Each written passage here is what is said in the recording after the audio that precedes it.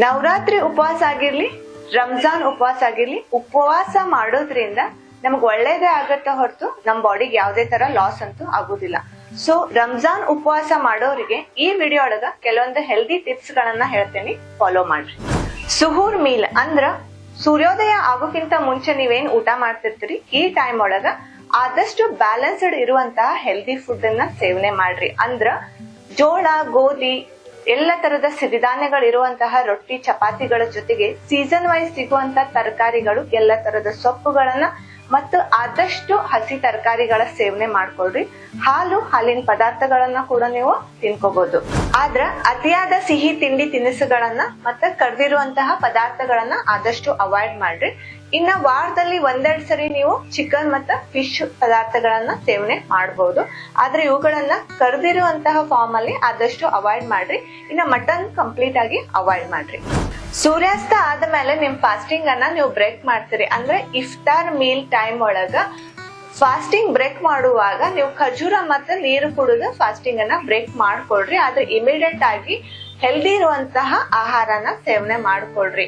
ಈ ಕರ್ದಿರುವಂತಹ ತಿಂಡಿ ತಿನಿಸುಗಳನ್ನ, ಬೇಕರಿ ಐಟಮ್ಸ್, ಚಿಪ್ಸ್, ಆಮೇಲೆ ಕರ್ದಿರುವಂತಹ ಚಿಕನ್, ಫಿಶ್ ಐಟಮ್ಸ್ ಗಳನ್ನ ಅವಾಯ್ಡ್ ಮಾಡ್ರಿ. ಅದೇ ತರ ಕೋಲ್ಡ್ ಡ್ರಿಂಕ್ಸ್, ಜ್ಯೂಸಸ್ ಗಳನ್ನ ಕೂಡ ಆದಷ್ಟು ಅವಾಯ್ಡ್ ಮಾಡ್ರಿ. ಯಾಕಂತಂದ್ರ ನೀವು ಲಾಂಗ್ ಅವರ್ಸ್ ಫಾಸ್ಟಿಂಗ್ ಮಾಡಿ ಈ ಮಸಾಲೆ ಇರುವಂತಹ ಮತ್ತೆ ಜಾಸ್ತಿ ಶುಗರ್ ಇರುವಂತಹ ಆಹಾರಗಳನ್ನ ಸೇವನೆ ಮಾಡಿದಾಗ ನಿಮ್ ಗಟ್ ಹೆಲ್ತ್ ಎಫೆಕ್ಟ್ ಆಗುತ್ತೆ.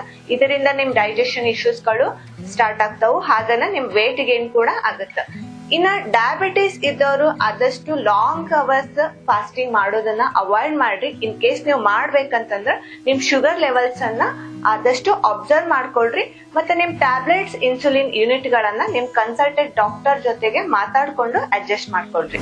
ಫಾಸ್ಟಿಂಗ್ ಮಾಡೋದ್ರಿಂದ ಎರಡ್ ರೀತಿಯಲ್ಲಿ ನಮಗ್ ಹೆಲ್ಪ್ ಆಗ್ತೈತಿ. ಒಂದನೇದು ದೇವ್ರ ಬ್ಲೆಸ್ಸಿಂಗ್ ಸಿಗುತ್ತೆ. ಇನ್ನು ಎರಡನೇದು ಸ್ಪಿರಿಚುವಲಿ ಮತ್ತೆ ಫಿಸಿಕಲಿ ಬಾಡಿ ಪ್ಯೂರಿಫಿಕೇಶನ್ ಆಗ್ತೈತಿ.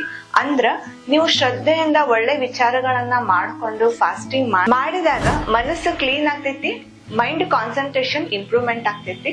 ಹಂಗ ಬಾಡಿ ಆಟೋಮೆಟಿಕಲಿ ನ್ಯಾಚುರಲಿ ಡಿಟಾಕ್ಸಿಫಿಕೇಶನ್ ಆಗುತ್ತೆ, ಹಾರ್ಮೋನ್ಸ್ ಬ್ಯಾಲೆನ್ಸ್ ಆಗ್ತಾವು, ಮತ್ತೆ ನಿಮಗ್ ವೇಟ್ ಲಾಸ್ ಮಾಡ್ಲಿಕ್ಕೂ ಕೂಡ ಹೆಲ್ಪ್ ಆಗ್ತೈತಿ.